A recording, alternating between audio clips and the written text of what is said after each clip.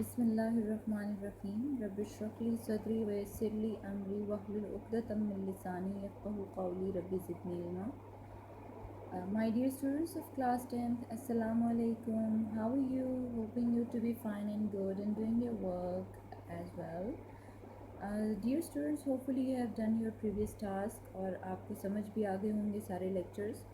Today we are here with a new lecture with a new topic which is ripple tank. This is page number 12 on your book. Look at your screen. आपको सामने एक machine नज़र आ रही है. This machine is known as ripple tank. Ripple mean waves. ठीक है, ये ऐसा टैंक है, ऐसा apparatus है जो waves को produce भी करवाएगा और उसके बाद waves की different जो properties हैं उनको study करने में भी हमारी help करता है. ठीक है, टॉपिक पर जाने से पहले मैं यहाँ से आपको इसकी कंस्ट्रक्शन समझा दूँ कि ripple tank consist of a table with a glass bottom. ये एक टेबल की तरह होता है जिसका बॉटम ग्लास का होता है और इस ग्लास का पर्पस क्या है कि जब यहाँ पे वेव्स प्रोड्यूस होंगी तो उन वेव्स का पैटर्न जो है वो आप इस टेबल के नीचे से ईजीली उसको रिसीव कर सकें. Here we have a vibrator. एक आपके पास इलेक्ट्रिक मोटर लगी हुई है. जब आप इस मोटर को ऑन करते हैं तो इसके नीचे वुडन एक फ्रेम लगा हुआ है. जब मोटर वाइब्रेट करती है तो फ्रेम भी वाइब्रेट करता है and when this wooden frame vibrates, waves or oscillations or ripples are produced on the surface of the table of the surface के ऊपर यहाँ हमारे पास वाटर है. जब वाइब्रेटर वाइब्रेट करता है तो वेव्स किस में प्रोड्यूस होती हैं? Waves are produced on the surface of water. अगर ये वाइब्रेटर आपने यूँ स्ट्रेट लिया तो वेव्स भी आपके पास यूँ स्ट्रेट बनेंगी like this. Look at this. If the vibrator is like this, waves are also produced in the shape of the vibrator. अगर आपने वाइब्रेटर की जो वुडन फ्रेम है अगर आपने वो सर्कुलर लिया है तो आपके पास जो वेव्स प्रोड्यूस होंगी those waves would be circular waves. फिर यहाँ हमारे पास एक बल्ब भी हैंग हुआ है and this bulb is for the purpose of to show the waves in a clear way, ताकि वेव्स जो हैं वो बड़े क्लियरली आपको यहाँ पे नजर आए. Now we start the topic ripple tank. Ripple tank is a device to produce water waves and to study their characteristics. दो पर्पज़ होते हैं इसके, to produce water waves and to study their characteristics. हम देखेंगे आगे कि कौन कौन सी कैरेक्टरिस्टिक्स हैं, कौन कौन सी प्रॉपर्टीज़ होती हैं वाटर वेव्स की. This apparatus consists of a rectangular tray as you can see having glass bottom and is placed nearly half meter above the surface of the table. ये जो rectangular tray है इसको रखा होता है half metre above the surface of the table ताकि ये थोड़ी ऊपर हो और वेव्स आराम से प्रोड्यूस हो.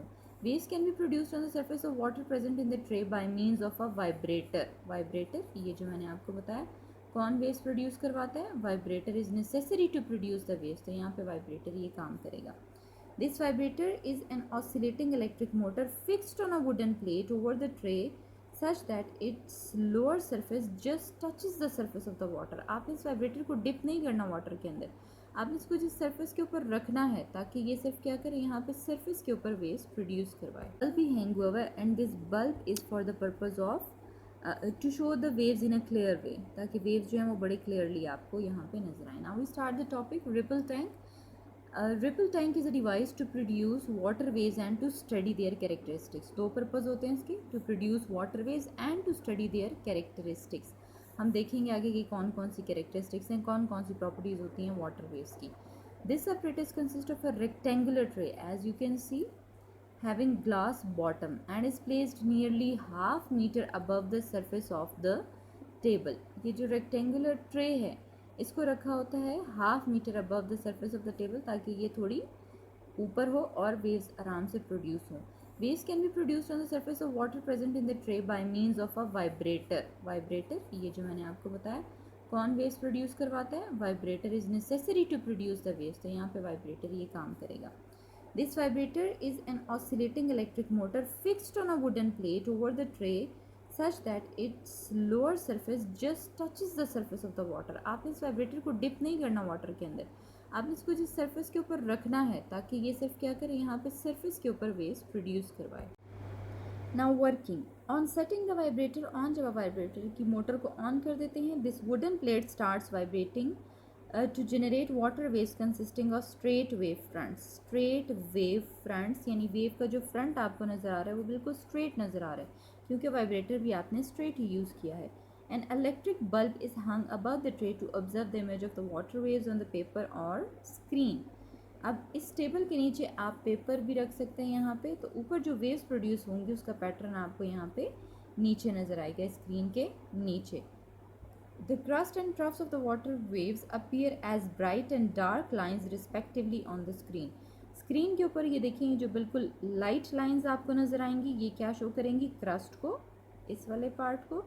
और जो डार्क लाइंस आपको नज़र आएंगी, ये जैसे यहाँ पे डार्क लाइंस ब्लू कलर से शो हुई हैं, these will show the trough of the waves. तो अगर आप यहाँ ऑब्जर्व करें, this is crest, trough, crest, trough, crest, trough, so waves are produced on the surface of water. अच्छा, now we switch over to the properties of water waves. हम इसको book से reading करने से पहले थोड़ा सा समझ लेते हैं. रिपल टैंक हमारी हेल्प करता है 3 तरह की प्रॉपर्टी स्टडी करने में. Reflection of water waves. Reflection means bouncing back. जैसे आप किसी बॉल को जो है वो दीवार के ऊपर मारते हैं, इट बाउंसेस बैक, वापस आपके पास आ जाती है. Second one is refraction. ठीक है, जैसे वाटर जो है वो गॉज में से पास करके दूसरी तरफ चला जाता है. रिफ्रैक्शन किसी चीज़ का पास अवे, पास थ्रू हो जाना. The third one is diffraction. Diffraction का क्या मतलब है कि आप यूँ सीधे जा रहे हैं, सामने आपके कोई ऑब्स्टिकल आ गया, तो आपने अपना पाथ जो है वो बिल्कुल चेंज कर लिया, मोड़ लिया, आपने बेंड कर लिया. So this is known as diffraction. First we start with the reflection. Come to the figure on your book. देखिए, रिपल टैंक में बिल्कुल स्ट्रेट वेव्स प्रोड्यूस हो रही हैं. जब हम इनके रास्ते में कोई ऑब्स्टिकल रख देते हैं, सॉलिड ऑब्स्टिकल, कोई रॉड रख देते हैं, तो जो वेव्स हैं, अगर यहाँ से आप देखें, ये पिंक लाइन आपको नज़र आ रही है.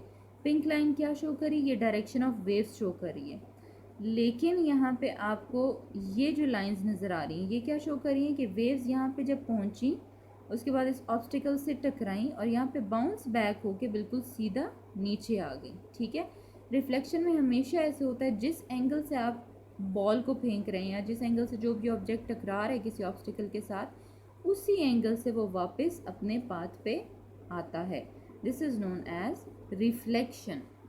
आई will upload the videos in the group में मैं इससे रिलेटेड वीडियोज़ जो हैं वो भी सेंड कर दूँगी, उससे आपको ये बिल्कुल क्लियर हो जाएगा. When waves moving in one medium, यहाँ एक मीडियम है, ट्रे के अंदर ये वेव्स मूव कर रही हैं, fall on the surface of another medium, ये आपका अदर मीडियम बन गया ये वाला ऑब्जेक्ट. ये वाली वेव्स इस मीडियम से जब इस मीडियम के ऊपर फॉल करती हैं, दे bounce back into the first medium, तो वापस उसी मीडियम में, पहले मीडियम में, पहली जगह पे वापस आ जाती हैं, आगे पास नहीं होती. Such that the angle of incidence is equal to the angle of reflection, यानी जिस एंगल से टकराई थी उसी एंगल से वापस आ जाती हैं. Now the second one, refraction of water waves. अच्छा, अब रिफ्रैक्शन कैसे होती है कि वाटर वेव्स जा रही हैं, ठीक है, फॉर एग्जांपल यहाँ से वाटर वेव्स जा रही हैं, आपने उनके रास्ते में, यहाँ इस लेवल पर वाटर वेव्स जा रही हैं, आपने उनके रास्ते में ये ऑब्स्टिकल रख दिया है. अब इसके ऊपर से गुजर के तो वाटर वेव्स चली जाएंगी, लेकिन उनके पाथ में कुछ ना कुछ चेंज आएगा, उनकी स्पीड में फ़र्क आएगा, उनकी फ्रिक्वेंसी में फ़र्क आएगा. This is known as refraction. यहाँ पे आप देख सकते हैं क्लियरली कि यहाँ पे वाटर वेव्स जो हैं वो बड़े आराम से जा रही थी, बिल्कुल इन अ स्ट्रेट पाथ. ठीक है, रास्ते में हमने ऑब्स्टिकल रख दिया, अब भी वो जा रही हैं, आगे पास हो रही हैं, वाटर वेव्स आगे पास हो रही हैं, लेकिन उनकी जो डायरेक्शन है वो थोड़ी सी बेंड हो गई है, अपने पाथ से बेंड हो गई है. This is known as refraction. और यकीनन जब आप कोई ऑब्स्टिकल रखेंगे वाटर के रास्ते में जो इतना बड़ा ना हो कि वाटर को स्टॉप कर सके, वाटर उसके ऊपर से आसानी से गुजर सके, तो ये रिफ्रैक्शन वहाँ पे होती है. वहाँ पे वाटर की जो वेव्स हैं उनकी डायरेक्शन चेंज हो जाती है और उनकी स्पीड के ऊपर भी फ़र्क पड़ता है. अब हम इसको बुक से रीड कर लेते हैं कि what do we mean by refraction. When a wave from one medium enters into the second medium, when a wave from one medium, यानी वाटर जैसे किसी आम सरफेस पे जा रहा था, आपने उसके रास्ते में ऑब्स्टिकल रख दिया, enters into the second medium, अब इस ऑब्स्टिकल के ऊपर से वाटर गुजर के जा रहा है, at some angle its direction of travel change, तो वो अपने पाथ को चेंज कर लेता है. रिफ्रैक्शन हम वहाँ भी देख सकते हैं, जो ग्लास के अंदर अगर आप पेंसिल रखें फिर आप इसमें वाटर डालें तो आपको यहाँ पे ये पेंसिल टूटी हुई नज़र आएगी. ठीक है, अब उसका फ़र्क क्या हो गया दोनों मीडियम का, यहाँ पे मीडियम एयर है और यहाँ पे मीडियम हमारे पास क्या है, वाटर है. तो रिफ्रैक्शन की वजह से हमें चीज़ों की जो शेप है वो चेंज नज़र आती है. The third one is diffraction. Diffraction का क्या मतलब होता है? बेंड हो जाना अपने पाथ से। यहाँ आप देख रहे हैं कि वाटर वेव्स के रास्ते में हमने जो ऑब्स्टिकल रखा है उसके बीच में एक स्लिट है, सुराख है।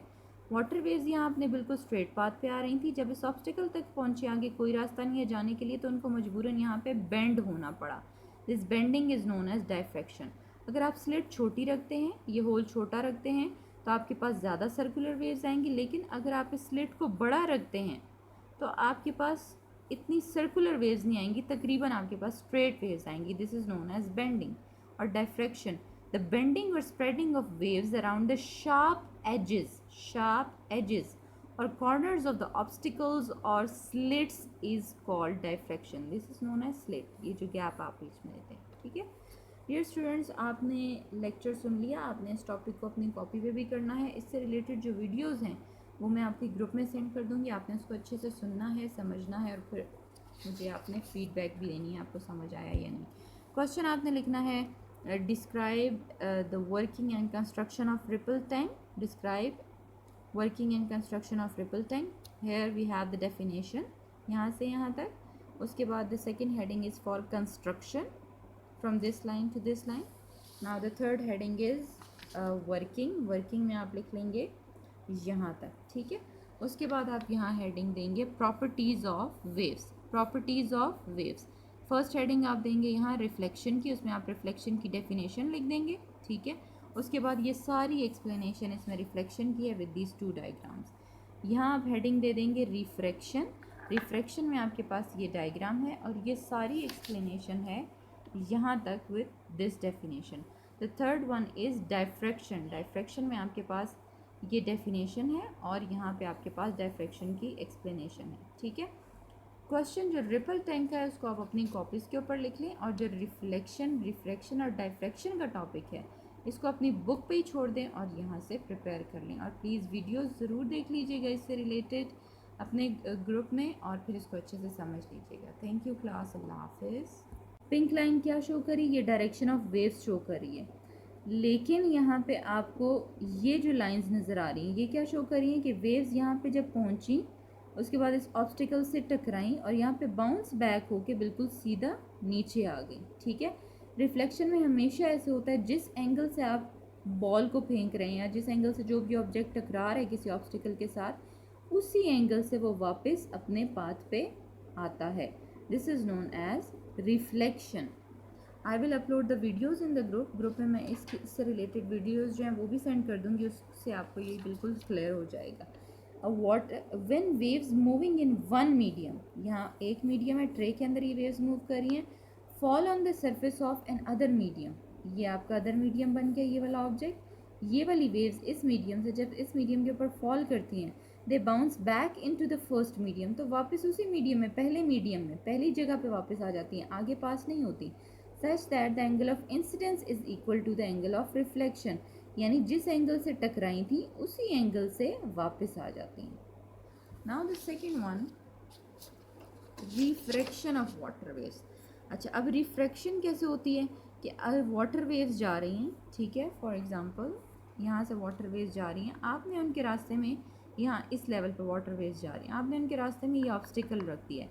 अब इसके ऊपर से गुजर के तो वाटर वेव्स चली जाएंगी, लेकिन उनके पाथ में कुछ ना कुछ चेंज आएगा, उनकी स्पीड में फ़र्क आएगा, उनकी फ्रीक्वेंसी में फ़र्क आएगा। This is known as refraction. यहाँ पे आप देख सकते हैं क्लियरली कि यहाँ पे वाटर वेव्स जो हैं वो बड़े आराम से जा रही थी, बिल्कुल इन अ स्ट्रेट पाथ, ठीक है। रास्ते में हमने ऑब्स्टिकल रख दिया, अब भी वो जा रही हैं, आगे पास हो रही हैं, वाटर वेव्स आगे पास हो रही हैं, लेकिन उनकी जो डायरेक्शन है वो थोड़ी सी बेंड हो गई है, अपने पाथ से बेंड हो गई है। This is known as refraction. और यकीनन जब आप कोई ऑब्स्टिकल रखेंगे वाटर के रास्ते में जो इतना बड़ा ना हो कि वाटर को स्टॉप कर सके, वाटर उसके ऊपर से आसानी से गुजर सके, तो ये रिफ्रैक्शन वहाँ पे होती है। वहाँ पे वाटर की जो वेव्स हैं उनकी डायरेक्शन चेंज हो जाती है और उनकी स्पीड के ऊपर भी फ़र्क पड़ता है। अब हम इसको बुक से रीड कर लेते हैं कि what do we mean by refraction.